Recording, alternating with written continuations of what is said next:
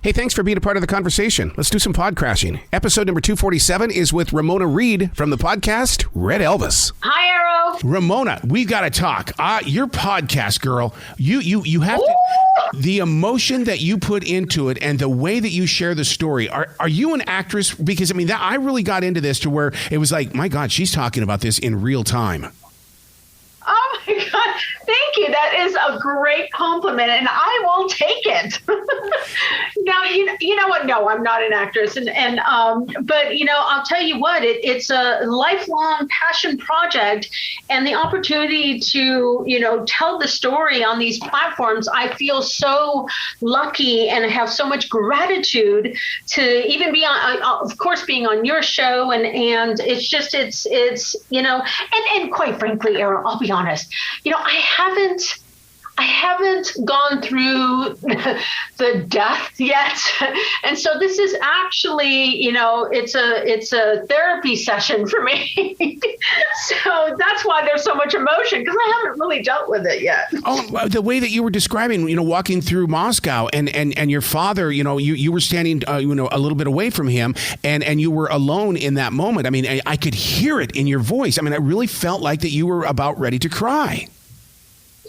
Yeah, it's you never, when you're with my dad, it's always an adventure. He's a risk taker at heart. He's an adventure seeker, and I had no idea. Of course, over the years, he would send me records and all that stuff, but I had no idea his popularity in Moscow. And late at night, when his security was gone, he just kind of said, "Let's go." And I'm in a different, I don't understand the language. I don't know anything. And this square was kind of empty, by the way. It was empty. And then we get in the middle of it. And like I said in the podcast, it's like, he just said, wait for it. Yep. And then all of a sudden, Dean Reed, and boom. And I was floored and scared. It's like, no longer am I next to him. I've been pushed on to the side. And so it was a great experience for my first night in Moscow. The name of the podcast is Red Elvis. And it's, as much as I want to say this is in depth, it is a crime podcast and things like that, but it's also entertaining in the way that you present it with the effects, the way that you bring in sound bites, and it just draws you closer and closer into the story. Well, that's great to hear. We had a great team. They gave me some great producers, seasoned producers, and people who were also very passionate about telling the story. So, how they put it together, I agree with you. It has turned out to be such a good, I'm a big podcast listener, and especially true crime and things like that, of course. And so I'm very pleased and very happy to hear, your takes from it. And so, it's been a great journey. I'll tell you my take on it. Very, very professionally, I love how long it is. Because I believe that every city, no matter how big the city is, it's a 20-minute city, and you give us about 31 minutes of sound, and I think that is the perfect size. Yeah, that's great. The thing is I thought, an hour, how am I going to tell this story in such a short amount of time? But they know their business by heart. And they know how things go. And people are in the car, from, 30 minutes or whatever they're doing, or hiking, whatever they're doing. And it turned out that I could tell the story in these short amount of powerful sections, and episodes, and we were able to do it and get it all in.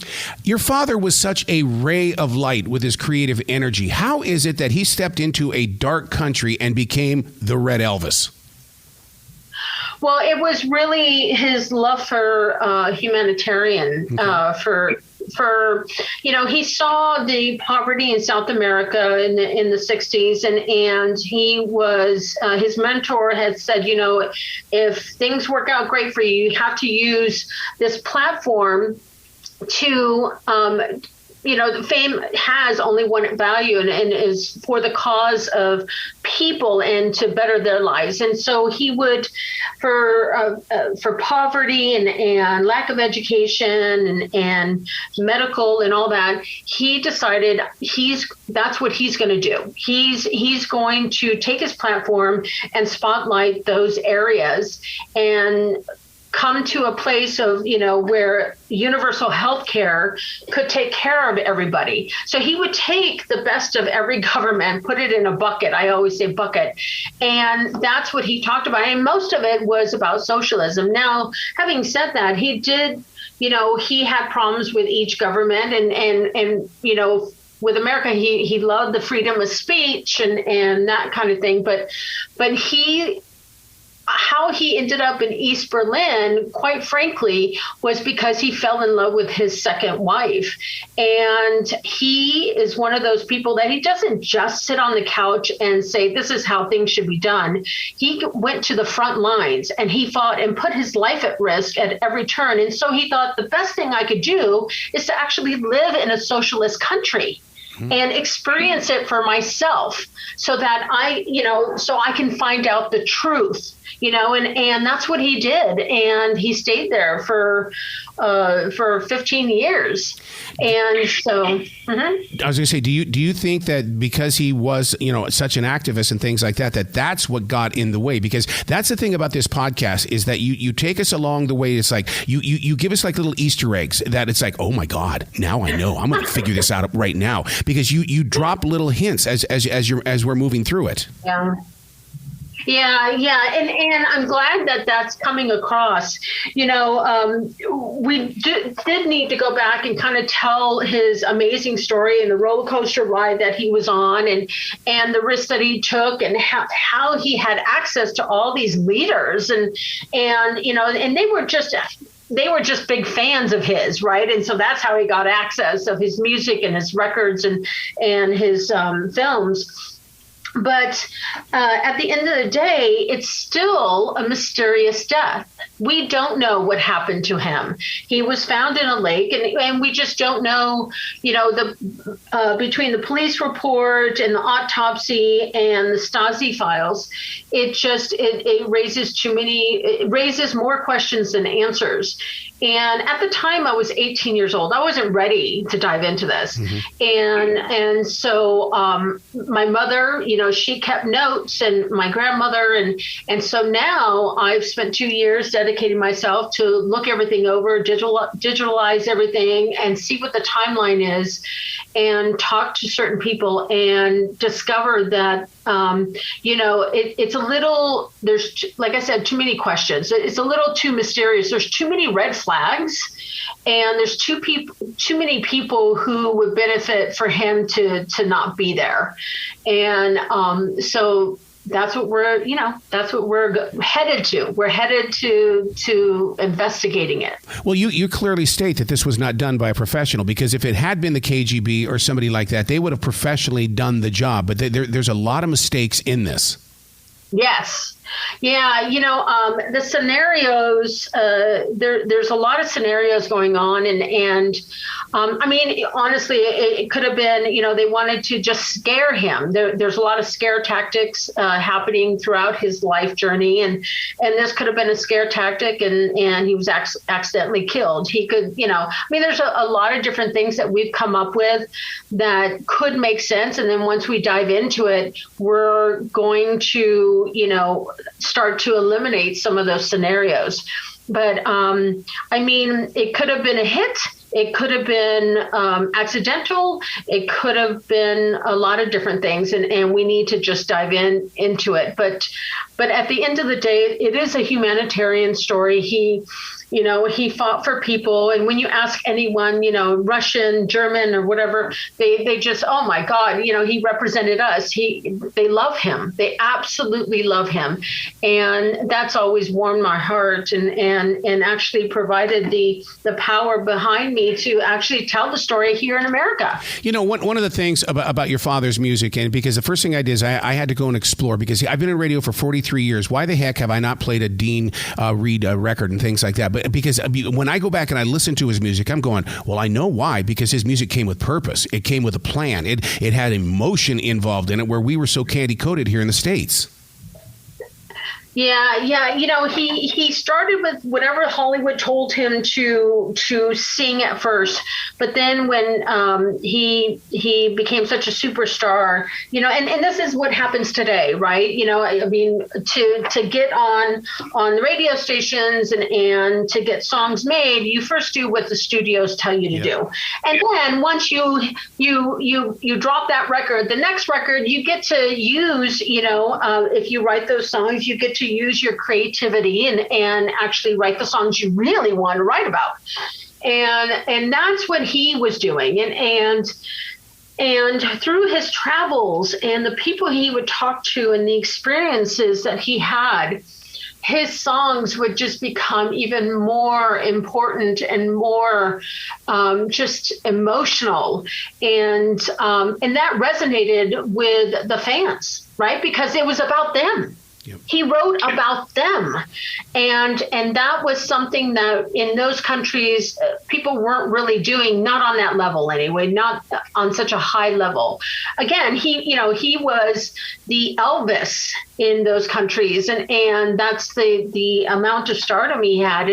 And for him to instead of collecting millions of dollars and living in mansions and Bentleys and Rolls Royces, he decided, you know what? No, I'm going to live like them. I'm going to represent them, and I'm going to go and have dinner at their table in their homes, or go at campsites and experience their lifestyle and be their spokesperson. Were you shocked when your producer came back from East Germany with all of those sounds from people who knew of your father? I mean, it's like he's a completely different part of the world, and they were speaking about your father in some of the most positive ways. I mean, that one gentleman talks about that he learned about it, through school, that they talked about Dean Reed. Yeah, that was surprising to me about how in the schools they actually taught about my father. It's always surprising, right? Because I was raised here in Hollywood, so it's always surprising when someone knows who my father is. And typically what I'll do is if I know you're Russian at a certain age or German or even Armenian, or Argentinian or anything like that, I'll bring it up just to see what the reaction is and if they do know him. And the response is always I've heard so many positive things about him, and it touches my heart. And I can't believe it. I'm always surprised, and it's wonderful to know that he was so many people's hero, and that they really looked up to him as their ambassador.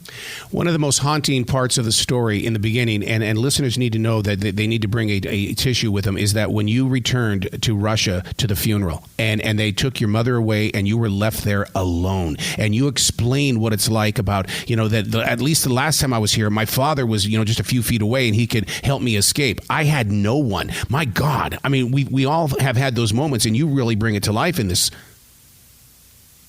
It's thank you. And again, I haven't done therapy yet, so I'm going through therapy now, as far as telling the story, but it is, that was such a powerful moment. I didn't know that at the time. At the time, you're just trying to survive. You're just trying to get through it, and you're basically just going along. You're just this thing just going along, and people, there were like I said, strange people on each side of me walking me through, and it felt like a mile down rows and rows of mourners. And the sound and the sight and everything just was overwhelming. And I just kind of went through it And then when they played his song over the loudspeaker so everyone outside could hear, and it was "Give Me a Guitar," and it just, I mean, but listen, I'm a daughter. My father was mysteriously, died. So this is a feeling, like you said, that universally everyone feels when you lose someone so dear.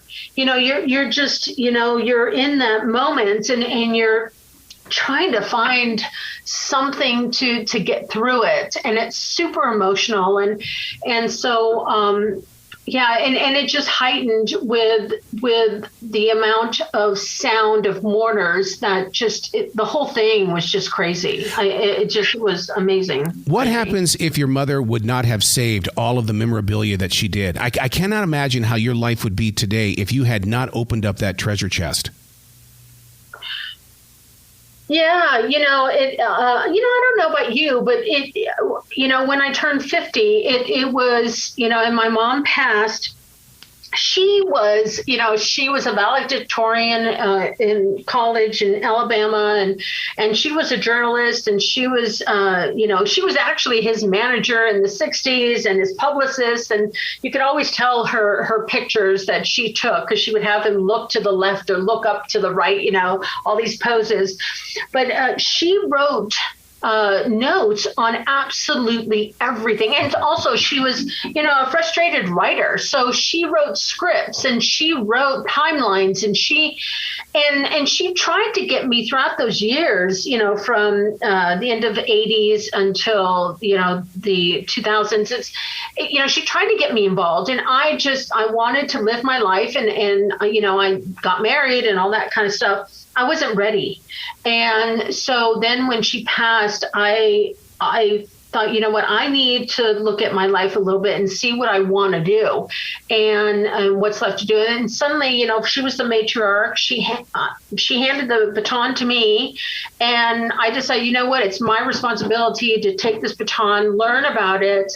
And she, like I said, she literally wrote me notes, knowing that I was going to come back into these storage spaces and these boxes and bins and go through the story. And she made it so easy. She kept absolutely everything. And so I have letters from him to her, to when my grandmother died, to my, her mother, his mother. I mean, so I have like an email, right? There's no email back then. Like an email, I have the back and forth, and I think the next thing I'm going to do is probably do a book. But these letters are so detailed and so good. It was nuggets. It was gold when I found all this. Wow. Ramona, you've got to come back to this show anytime in the future. You've got one heck of a story that needs to continue growing on all platforms, way beyond your podcast. Oh, thank you so much. I appreciate that. And I am thankful and like I said, grateful for everything that comes my way. But let's every Wednesday listen in. Red Elvis. Will you be brilliant today, okay? Okay. Thank you so much for having me on your show.